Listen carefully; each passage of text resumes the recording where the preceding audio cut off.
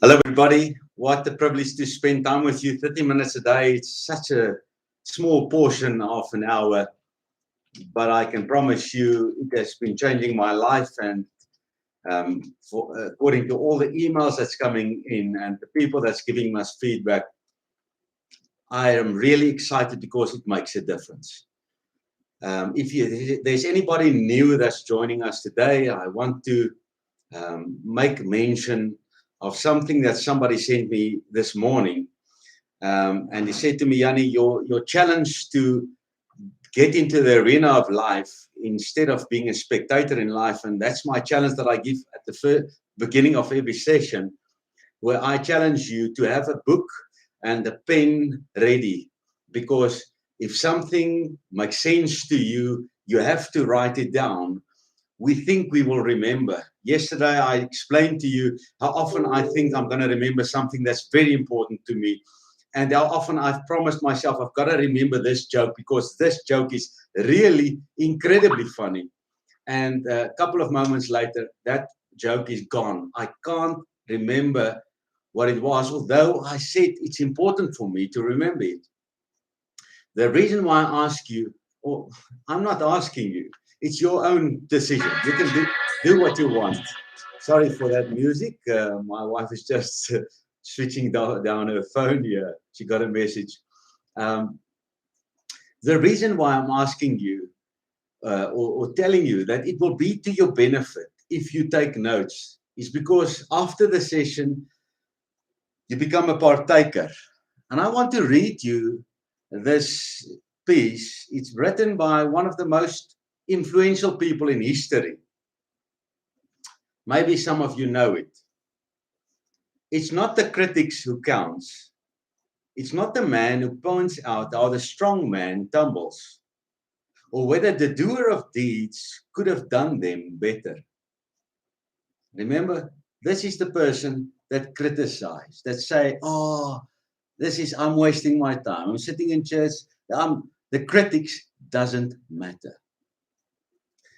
The credit belongs to the man who is actually in the arena, whose face is marred by dust and sweat and blood, who strives valiantly, who at the best knows in the end that some of you are writing that right down right now.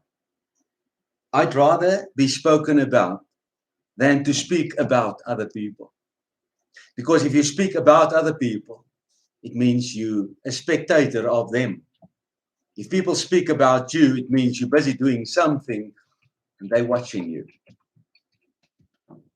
My challenge for you is that after the session, you share what you've heard, but you share it in the first person. That means you make it just for you. Make it a habit. I will say it every day. And I promise you, even though you hear it every day, you will never forget it when you hear it every day. But if I stop to say it tomorrow, you will forget it by the day thereafter. And then it will lose its meaning in your life. Because repetition is the mother of skill. So have a notebook, get a pen, and afterwards share with each other. Second thing, I want to discuss a question. There came a couple of questions in after yesterday's session about the cocoon. And the one question I want to answer is, if I've already started to cut open the cocoon of my children, that means if I've made life easy for my children, taking away the challenges they have, if I know I've done it because I felt sorry for them and I pitied my own life because of where I came from, perhaps. Maybe you suffered when you were young and you said, never in my life would I want my children to suffer like this. I'm going to give them a different life. And when you open your eyes, you have given them a different life, but you've robbed them from life because you took away the experience of life from them. So my question to you is, if you are sitting with children that already have lost their zeal for life, they're comfortable, they're fat and lazy and weak, to be honest, straight and honest. What should you do? My question is, would you be liked by them or respected by them? Respect will turn into love when they grow old. Would you be liked by your children? Would you rather be respected by your children and when they're old, be loved and adored by them? Because I promise you, if you give your children everything they want and need just to be liked by them so that they can say, I like my mom and dad, they've got no issues. They are such cool people. Then when they grow old, they will despise you because they will not know life. And life will spit them out because, like my son, he said to me, Dad, there's a guy at college. I'm not going to say his name. I'm not going to name it. It's just my son's view of this person that came into the college, also to play tennis. And he said, Dad, it's so crazy. This guy's room is a pigsty. And he actually stayed with my son in the same room. And while my son was talking to us, he would literally say, Dad, difference. That's the difference. That's the difference between the rooms. And he couldn't take his friends into his room because of the stench, because the other guy didn't know that he did it. But he was spoiled by his parents so tremendously that he didn't know how to keep his own room clean. They eventually got a warning from the college for their room. Fortunately, my son's side was totally different, but they got a warning. And if you get 2 warnings, you're expelled from the college. Expelled from the college. Expelled from the college. But he said, Dad, I feel sorry for him because he doesn't know that he smells. The people at the tennis avoid him because he doesn't know. He's wearing the same clothes 3-4 days in a row, sweating in it, training in it, but he doesn't know that he does it. Who's to blame? Yes, his parents is to blame because they robbed him from the responsibility of living life excellent. They gave him comfort. So my answer to that question, to make it shorter, is, do you love your children enough to be not hated by them, but that they're going to be cross with you, but that their madness at you will not be bigger than your love for them? I told you about my story yesterday, how I was so mad at God because I thought he doesn't hear me and he doesn't want to give my life back to me and bring my parents back and stuff. I was so mad at him. Yet today I look back and I say, thank God that he doesn't listen to me. Because imagine he took away my struggles. What person would I have been today? A spoiled brat. So I trust you've got your answer. Probably if your child is a little bit older and he's going to resent what you do when you take stuff away now. And maybe your child is listening in and he say, yeah, I know I'm spoiled. The greatest thing that child can do, or when you're young, you can do, is tell your parents that you know that they spoil you and ask them to make it more difficult for you. Do you think that's possible? Yes. I've done that with my son. I've said to him, Victor, this is the story. This is the consequences. Now I'm asking you, would you like me to make it easy or tough for you staying in my home? Tell me now. You know the consequences. I've shared with you this story. He was about 15 years old when I shared that with him. I said to him, now you tell me, would you like to make it tough or easy for you? And he said, Dad, would you please make it tough for me? You can phone me. You can speak to him anytime without my being there. You can ask him, would you like your parents to make it tough or easy for you? He will always say, I wish them to make it tough because otherwise I don't know life. So if you're a youth sitting there and listening to this conversation, perhaps you should tell your parents, thank you for spoiling you, but please make it tough for you.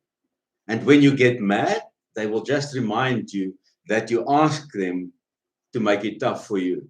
And then you're going to say, okay, madness gone, comfort gone. My goal is to become better in my life. That question answered. I want to speak to you about what I spoke yesterday about the pain of discipline and the pain of regret.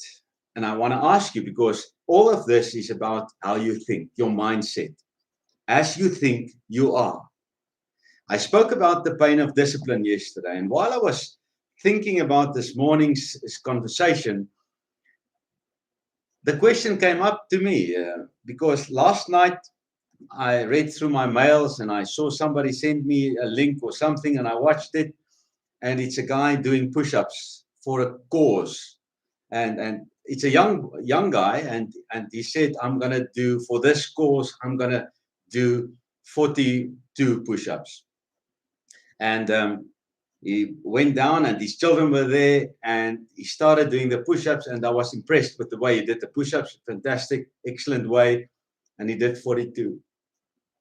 And I thought to myself, wow, it's incredible that a young man like that, he's a father of 2 children, he can do 42 push-ups. I saw another guy do the same challenge. It was, and he did 20. I think the challenge was 21 push-ups or 25 push-ups. I'm not 100% sure. But this guy is young, and I know him. Not personally, but I know of him. And he's much younger than me, and he went for the push-ups. And he did the push-ups, but when he got to 20, it was at his end. And at 21, the next one, his legs went out from underneath him, and he couldn't do something. And he turned around, he rolled around, and he switched off the phone because he did the challenge. And I was sitting there, and I said, yesterday, I discussed it. Many of us, our biggest motivation is avoidance of pain. So I will do everything to avoid pain. That's why hiding when you're young is getting your child on the right road, because he's afraid for the hiding, therefore he does the right thing, or the thing that you agreed upon.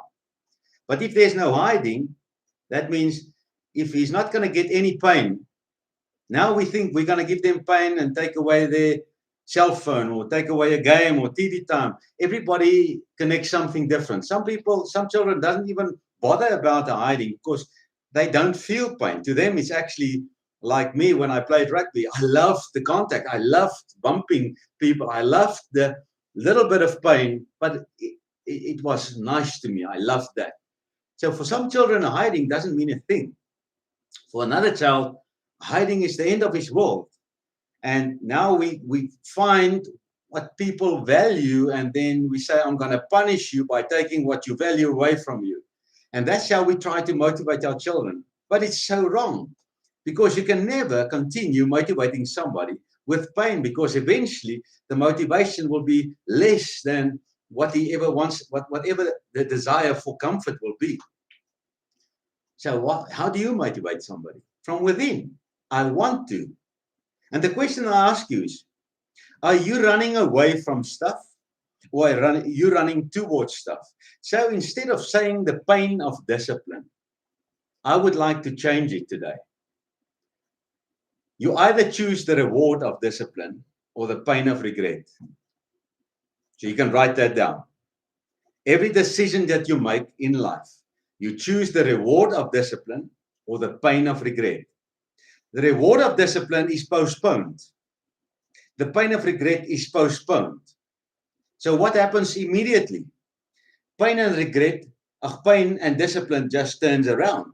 The immediate effect of discipline is pain. The immediate effect of regret is comfort. So you either look short-term or you look eternal, towards the future. Short-term comfort will always be that easy thing to do. Discipline will always be the difficult thing to do. But if you're clever, you look towards the consequence and say, which one do I want? Do I want the reward of a healthy life, or do I want the regret of illness?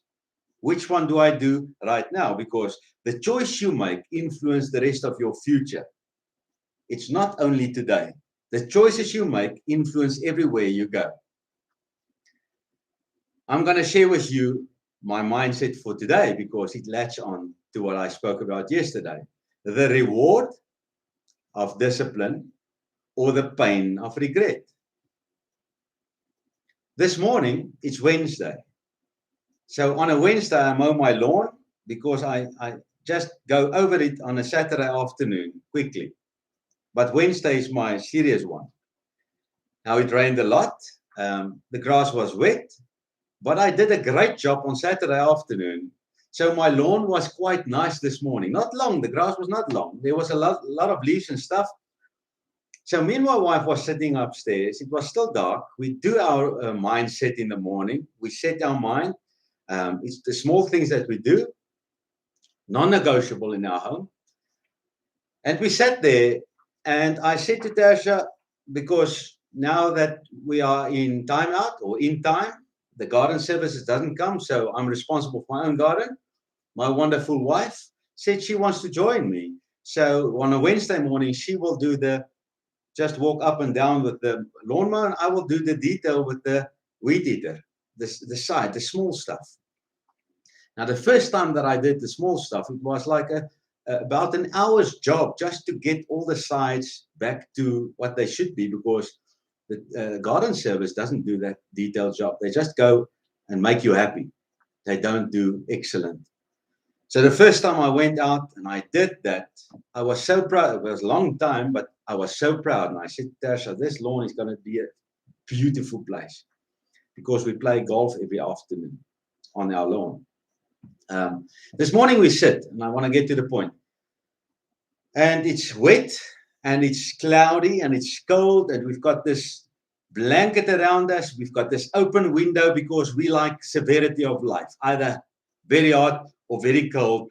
And the mix between the two is beautiful because then you taste everything. Lukewarm doesn't work for us. So we've got this open window sitting there. And our daughter goes and she starts her training because she's got classes this morning. And I said to Tasha, you know what? The grass didn't grow. It's getting winter. The grass didn't grow that much. I'm not going to do the size this morning. The weed eater is not really necessary this morning. You can sit here and have your quiet time, continue. I will just go and mow the lawn with the lawnmower. And we chatted each other into comfort. Remember what I'm telling you. We agreed that the comfort for this choice is beautiful. Actually, she said to me, Yanni, won't it be better this afternoon when the grass is dry? Because the weather forecast say this afternoon is sunshine and this morning it was very wet. And I was sitting there and I was contemplating and I was thinking, if I do it this afternoon, it means our golf game is over. I'll have to mow the lawn. Do I really want to sacrifice my golf game to mow the lawn, to have the comfort for this morning? And I was weighing the consequences. You've got to understand weighing consequences is something we should teach our children. Weigh the consequences, not the immediate thing, weigh the consequences.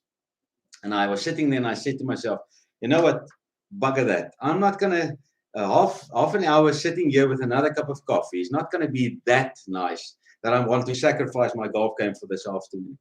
So I'm going to mow the lawn, but I'm going to give Tasha the comfort. So I went down and I started mowing the lawn, and it was easy because it was done well on Saturday. So it's easy, and after about 3/4 of an hour, and I'm finished. But while I was walking, I thought to myself, should I not perhaps just take the weed eater and just trim some of the sides? Because some of them are irritating me a little bit. And while I was mowing the lawn and I was contemplating, I said, you know what, I'm gonna do the trimming a little bit. I just want to make this, because this is not bad, but it irritates me a little bit. And afterwards, I stop machine and I take the weed eater. And as I start with the weed eater, something transformed in front of my eyes. Because suddenly I realized it's a little work that I do, but it makes such a massive difference on my feeling of excellence that I'm not going to stop. I'm going to do the whole garden, everything trimming, because this makes me feel good. And then I got to my little greens that I built 3 weeks ago where we play golf. And after 3 weeks of working on them, they really look different. They are getting to be proper greens. And I took the weed eater and I did something special with them. And I was so excited and so proud of this. And I said to Tasha, don't worry, I'm going to do this. And afterwards, I said to her, I've learned one of the most valuable lessons right now here. If something is so small that you think it's not going to make a difference, that is the difference. Small things. You see, sitting in this session every day for 30 minutes, is it difficult or easy? It's easy. Is it easy not to? Yes, it's easy not to. Is it easy to catch up later? Yes, it's easy to catch up later. And that's the way life sips from us, slowly but surely. And I'm not speaking about my sessions, I'm speaking about the marriage, I'm speaking about your health, I'm speaking about your home. And I want to say this, there are people sitting at home right now, and your hands are tied because you've got no control over your work that's been given. You can't work, so you can't earn a salary, your job is there, and you getting, almost said pissed off, mad. You're getting mad in your head because you're out of control, but everything is bad for you, and you become a negative person, negative environment, and you've got the right to shout on your children. You've got the right to be bombastic and negative because your hands are tied. You can do nothing. Let me tell you, all of us feel that way. All of us feel like our hands are tied. My question is, what do most people do? They become the victim of that moment. Some people, however, say, what small things bothers me so long that I can do them, that I will feel better when I do those small things instead of worrying about this big thing that I can do nothing about. Somewhere in your home, there's a light that needs to be fixing. Somewhere there's a crack in a window, or there's a crack in some in a wall that you saw many years ago, and through the years you got so used to it, but it still irritates you. There's so many stuff that irritates the hell out of all of us, but we bear it with us because we think life is about big things. Let me tell you, this morning I realized I would have felt so irritated with myself for the rest of the week just because of the laziness to think that it won't make such a difference if I don't cut the sides of my lawn. Cutting the sides of my lawn this morning caused me to feel so proud. And guess what? I challenged my wife because I was finished in a whiz. After breakfast, I said to her, Tasha, let's just play a quick 9 holes. And I started out with a hole in one. Yes, because the holes, I cut all the holes beautifully. And I felt so proud about this that something in me got stirred with excellence. And this is what I want to say to you today. An excellent life is not about big things. An excellent life is about your choice to do the small things consistently well every day. The moment you stop doing the small things is the moment you become irritated and dissatisfied with your choice without knowing it. So often when I feel there's something bothering me, my wife will say to me, Yanni, I can feel there's something bothering you. What's really bothering you? What's the real source of that? And then I will go and I will say to her, you know what? It really irritates me that that guy didn't pay the rent, or that guy had a poor excuse. He begged me for opportunity. I invited him to this, and I said to him, you don't even have to pay for this. You can come. Don't worry. It's free. Somebody else has paid for you. But then that person had the bad excuse of, no, I can't take that. And I'm irritated because somebody chose to have an excuse not to be excellent in life. And today I want to say to you, This morning transformed my life in such a simple way that I realized that, yes, I didn't have to cut the sides. I can cut them on Saturday, but it's not my plan to have them on Saturday. But from today until Saturday, I would have been dissatisfied with myself because I knew I didn't do what needed to be done, although it wouldn't make a big difference. I'm going to share that again. I know I didn't do what needed to be done because it wouldn't make such a big difference. That's where many of us step into the biggest trap of dissatisfaction and become critical and judgmental about other people, because in the back of your mind, you realize, I didn't do my first things first. If you start your day late, you've got it. You will be irritated for the rest of your day. If you start your day early, you will be in front all the time. I promise you. My question, do you want to be in front, running in front, experience the thrill of heat and cold? Or are you satisfied with being lukewarm in the middle, just like the mass of people? You see, I can't choose for you. That choice is up to you. So my challenge for you today is, if I ask you, what have you done today which you are extremely proud of? What's your answer? That means you consciously did something very well. Not by accident. You consciously choose to do something like I did with my lawn this morning. And I wish I can take all of you outside and show you, because to me, it's satisfaction. It's this moment, this day. Instead of worrying about your job and how helpless you feel at this moment because you're in lockdown, that's your mindset. Why don't you get in time, this time? Start fixing the small things. Start cleaning a small thing in your home. Just clean out a drawer. Just clean your garage. And by the end of the day, you will feel proud of that, and your mind would have been off the burden that you carry about the worry about where you're going to get the income. Your handicap in life is not what you can't do with what you don't have. Your handicap in life is what you don't do with what you do have. I trust all of you are going to be respected by your children. Make it tough and memorable. Make life tough for yourself. I mean, enjoy the reward. Enjoy the reward of discipline. And then you will have no regrets. Remember, the pain of discipline weighs ounces. The pain of regret weighs tons. Choose well, choose wise, and live excellent. It's fantastic to have you as part of this forum. The fact that you listen to this means you're doing a small thing well. It could have been easy to send a mail and say, Yanni, take me off that list. I don't have time. Then you're right, you don't have time.